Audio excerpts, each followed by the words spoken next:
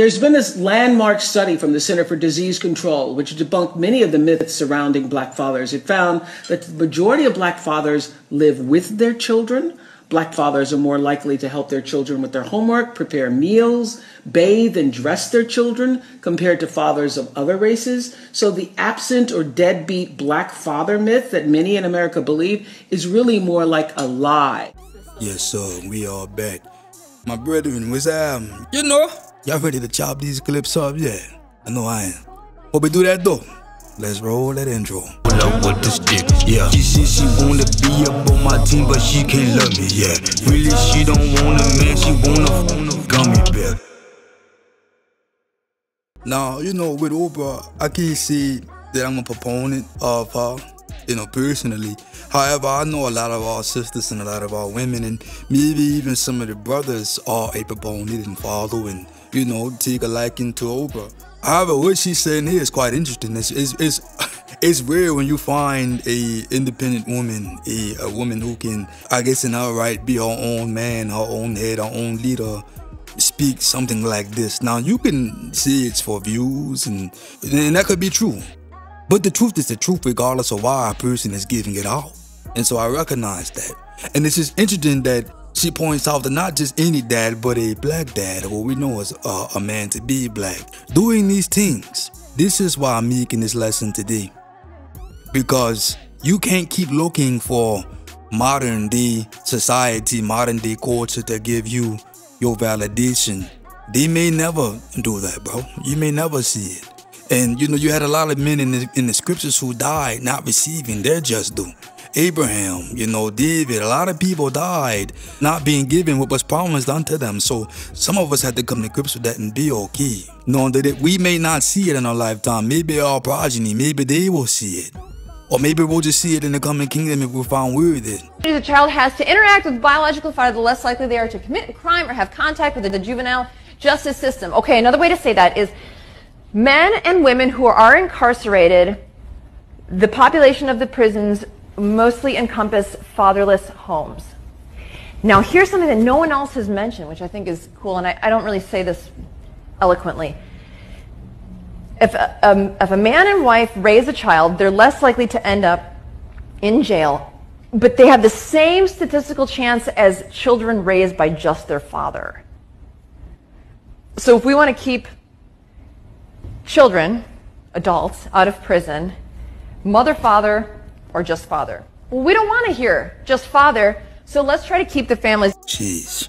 Now, I know I know a lot of our people, man, like our melanated people, let me see, feel some kind of way when you have a non-melanated person, in this case a non-melanated woman, speaking on facts that pertain to melanated people.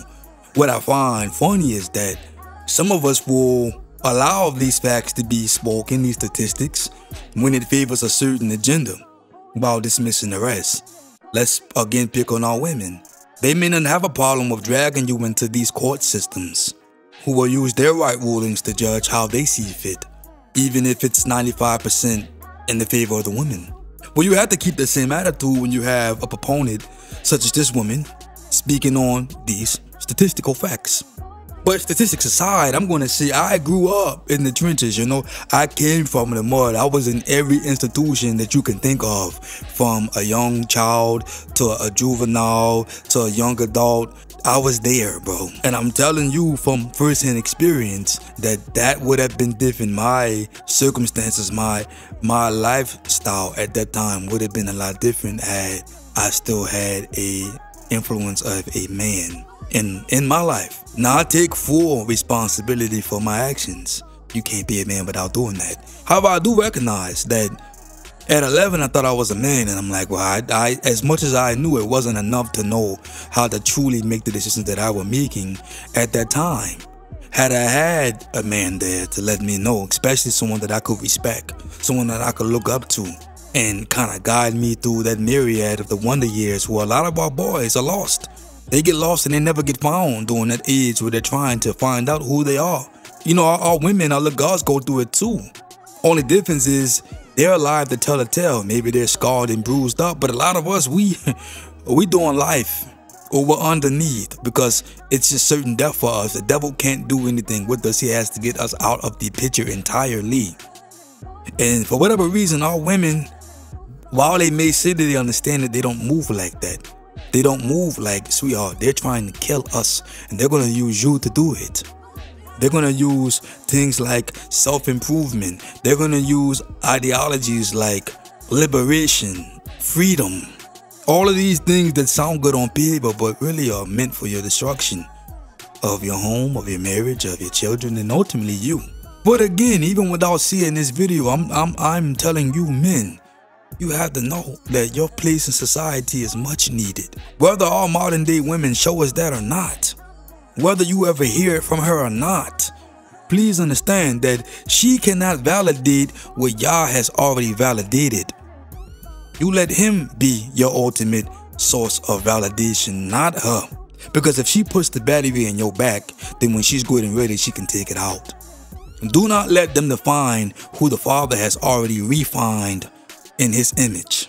Now, I'm labeling this the Father's Day special because, you know, my timeline and my inbox is flooded with people wishing me a happy Father's Day. Again, done from a good place, I'm sure. But year after year, I explained to them that I don't do any of that. And I just think they forget. We don't do Mother's Day, we don't do Father's Day, because truly, could you sum up all that a mother does in a day? No. If you were to truly honor that, you would need your entire lives to do so. If you were to honor what a father or dad does, you would truly need your entire lives. Brings us back to our Father's commandments to honor thy father and thy mother, not for a day, but all the days of your lives. This is why. Because it's going to take all your life to honor their lifetime of servitude, of guardianship, of nurturing, of providing, of protection, of correction, of, oh man, there's so many things that go into being a mother and a father, a mama and a daddy, an ima and an abba. So much goes into that, you couldn't sum it up in a day. Now, we're not even going to get into the paganistic roots of these days, unless you guys want to, and I can do so on the other series that we have on this channel, where we uncover a lot of occultic and paganistic roots in what we do. But just looking at it strictly from a society standpoint, a cultural standpoint, it doesn't make any sense. You could not sum up with what a parent does, a mother or a father, in one day, in as much as you can give credit to Black history in 1 month. It's illogic. Not only that, but this is the only command that I had found, and if there's more that you guys know, please educate me, but this is the only command that we read comes with a promise. And the promise is that so that all the days of your life should be lengthened. This is why you are to honor them. Now, we do so because it's right. We do so because our Father says to do so, and as good children we should obey regardless of whether we know what it means or why. However, I find it funny that he leaves us an incentive as a promise in order to get us to do it even more so. Lets us know, one, he wants us to live as long as we can, but only if we're doing his will. Why would he want us around if we're doing everything opposite, still down here trying to get it right? Answer me that. This is why in Genesis he tells us, my spirit shall not contest with that of man. And he immediately cuts the lifespan short. One, lets us know that if he cut it short, it must have been long. Two, why is he cutting it short? Because he's contesting with you. And he's tired of the contesting. Now, if your Heavenly Father gets tired of contesting with you, us, why do some of our women believe that they can just come and contest and we are to find rest and be happy and blessed? No, don't work that way. So goes the head, so goes the body. In some way, in one of these days, you need to get yourself in working order. Now, men, when you start talking like this to your woman, right? She may slug you back saying, well, I'm not perfect and I can't be perfect, or something to the degree. But see, when they do this, they only expose their ignorance in your Father's word. In Matthew chapter 5, verse 48, we read, be ye therefore perfect, even as your Father which is in heaven is what? Perfect. What is the act of being perfect? It's reaching perfection. You know, even in Ephesians chapter 4, you get down to verse 13, it talks about becoming mature in Mashiach. Another word for maturity is perfection. How do you know when that plant is perfect to pick? It's ripe. It has matured. When these seeds are planted, you do so with the expectation, the hope, that though they will come out as tender as an infant, at some point in time, they will become mature and can then be ready for the picking, the harvest.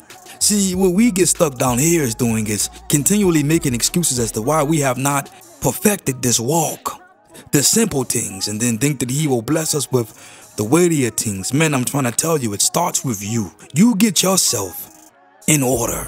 Because only from there, only from order can you judge disorder. Understand that. We are to judge, but it needs to be righteous and has to come from a righteous place. And that can only be built and established on your Father's word. That's what makes this series different than all the other alpha talk men and things out there. I'm not downing them because we don't do that. But from the questions that I was getting from the brothers out there, I realized that there wasn't enough men that were implementing our Father's word into this walk. So I wanted to do that. It's the only reason I'm making this.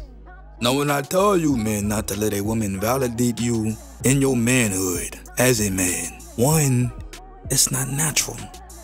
Understand that when y'all created Adam, it wasn't y'all who longed for anything within Adam. It was Adam who, after doing and being who he was supposed to be, he wasn't just sitting around waiting for a woman to complete him and give him purpose. He was already actively living that purpose, dressing the garden, naming things in the entire nine, expressing his sovereignty and dominion over this kingdom. It wasn't really until he seen the creatures that he were naming and realized, well, they all have a counterpart, and he thought to himself, well, I would like a helpmate, a counterpart. Not to make him the best version of him, but to make him a helpmate, to help him do what he had already been designed to do.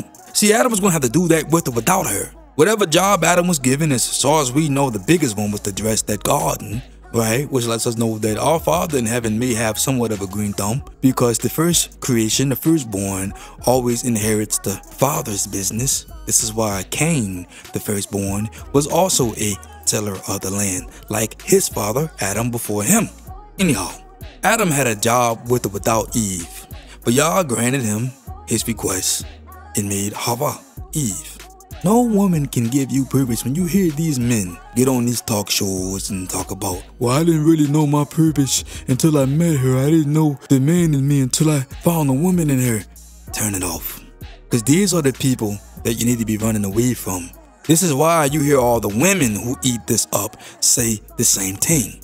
Well, I need the alpha in him to bring out the feminine in me. Look, bro, I don't agree with that. Again, if it's in you to do, that's just in you to do. I know women who care so much, and that's their nature. So they try not to care. They give so much, they try not to give. That's in their nature. They have to do something supernatural to offset that. Because if they just let it flow, they're going to keep giving to their mama, they're going to keep giving to their baby daddy, they're going to keep giving to their brother who don't never pay them back, they're going to keep giving to their uncle, they're going to keep giving to their co-worker, because that's just in them and they can't help it. Now ask yourself, men, is her femininity like that she just can't help it? Or is it something that she has to manufacture? Is it something that she has to be in the right circumstances for it to appear like a tornado? If it were natural, it would be natural to her. It would be first nature, second nature to her. Just like your role as alpha should not be predicated on what she does or doesn't do. Now, the reason why a lot of you men allow women to validate you and make you feel good about yourself is because you've been raised by a woman. Your teacher, your principal, sometime, your mama, your auntie, your older sister, your cousin, your babysitter, your guidance counselor, your bus driver. Come on, bro. And every time you do something great, they pat you on the head and they say, oh, look at him. And as you get older, you start to get accustomed to that approval instead of taking it by charge. You don't need it with it. Without it, you're going to be you. Now, there are some of us who just have it born in us. We just, like my little boy, he just got it in him. He don't care what nobody see. He walked through the house like he owned it. He only bows to me. And as he's being raised in the home with my wives, there's a way that they have to correct him without stripping that ism away from him. See, a lot of men have the ism stripped away from them because you got a mother who, one, does not know the dynamics between a man and a woman to begin with because she may not have had one. Two, is probably a single mom, so now that she don't even have a head to know how to discipline a young boy, not to emasculate him, not to strip certain things away from him. She don't know, because truth be told, she shouldn't be dealing with the young boy by herself anyway. He needs a father. She can't teach him anything about being the lion he's supposed to be. Some of the stuff she thinks is detrimental is actually going to be beneficial for him when he leaves the nest. And that there's the issue with a lot of us men who are raised by women. You've been stripped of the essential oils that you need to navigate this world. Do you understand what I'm telling you? Man, you got women talking about that's a real man. She don't know what a real man is. Where are the real men in her life? Answer me that. For her to compare you to a real man, where are the real men in her life? I've even heard some men, and I've said this back in my wonder years too, the phrase, oh, that's a man's man. One, re-examine that phrase. It sounds a little zesty. It means a man's man. Why? Because he has a jack beard and smokes a cigarette. And even then, look at how they lied to us. A cigarette is a feminine version of cigar. Just like the Rockettes is a feminine version of the Rockets. The Cripplettes were the female Crips. This is the French version. Just like La is the feminine version of Le. Le Don, La Don. You have your masculine and your feminine. How they lied to us was that you had the poster boy of psychology or therapy, what I call the rapist. When you go see the therapist, you have two words, the and rapist. You put it together, you get therapist or the rapist because they F with your mind. But anyway, you have the guy who's heralded as the godfather of that, Sigmund Freud. I believe it's his nephew, Bernard Hayes, who is the godfather of multimedia and advertising. And they needed a way to sell smoking to women because women didn't traditionally smoke. That was a men's thing. And what we would normally smoke was cigars. So they challenged him. The tobacco companies challenged this man with finding a way to make smoking appealing to women. He made a smaller version of the cigar and called it the cigarette. Then they called the cigarette freedom sticks. And as the women lit up their light torches of freedom and enlightenment and liberation, it was them taking a hold of this phallic looking symbol, smoking it down to just a mere butt. This was an act of defiance and rebellion, masqueraded in liberation and enlightenment. Come on, man. Come on, man. And then 20 years later, she sound like the school lunch lady. Come on, man. They've been lying to all of us, bro. That's all I'm telling y'all today. Women cannot validate you, nor should they be. And then the women trying to tell you what a real man is, again, when you ask them, they never had one to begin with. My woman can't make me feel good about myself. They can't. I feel good already. My woman can't make me whole. I'm whole already. She can add to it. Because see, a lot of women think that some of us have so many wives or multiple wives because we're lacking something within ourselves. And I tell them, baby, it's the opposite. I got this many because I'm at my best, I'm at my foolish, and they want a part of that. And if you can build into the process of my progress, then I do it. It's a camp I have here. This is a society. I'm not an OG, I'm a tribal leader. This is a homestead that we have. A woman may say, well, I don't know how they call themselves lion. It's the lioness that does all the hunting. I love when women try to talk animal talk. Cause see, when I was in that street, it wasn't nothing more animalistic than I was. I studied animals. Here's what she neglects to realize. Yes, the lioness does the hunting. But you know why? She does the hunting because the male lion is out constantly marking their territory. Because lions don't stay put in one arena. They move. They're herders. Don't let the movie Lion King lie to you. Ain't no Pride Rock. They move around. And as they move around, the male lion has to constantly walk the edges of that territory, of that pride, by himself and mark that territory so that another male lion will not even dare venture into it. If so, he has to do so at his own will. So while the male lion is out doing that, the least the lion can do, the lioness rather can do, Let's have dinner prepared for him when he comes back. Hey, baby, I got a fresh gazelle for you. Hey, baby, I got a fresh zebra chop for you right here. Yep, here you go. Another thing that this woman won't tell you when they bring up the lioness doing the hunting is that she does not hunt by herself. She has sisters, and they hunt together. So all you women out here calling yourself lionesses, but can't get along with women, constantly speaking and teaching on sisterhood, but say, oh, I can't stand issues. I can't stand women. I don't get along with women. It shows. You can't be no lioness. These lionesses rely on one another. Any event that male lion is killed and a new lion enters the pride, they're going to do all their best to get in the business. Now, sometimes they succeed, but most times they don't. Because even together, they're no match for a male lion. You know what happens? He'll take over the pride. Sometimes they end up eating the kids to kill them and get rid of them. The thing about the prides is that the women never leave. If you watch them documenting female lions, you know that from generation to generation, they stay in the same pride. The men come and go, but that pride is only that pride because the female lionesses hold it down together. So again, when you run into a woman speaking on a female lion, or she does the hunting, she's only able to do the hunting because the man is marking their territory to keep off other predators. But they think he was just out watching TV, eating bonbons, chilling, grazing in the grass. So men, please, wake up from your slumber. Pick up your number. Come out of that tundra of delusion, pollution. It's time to come together as a mighty infusion, bro. Never let her validate you. She can't put the battery in your back. She can't take it out. Love y'all. Stay blessed. With the stick, yeah. She said she wanna be up on my team, but she can't love me, yeah. Really, she don't want a man, she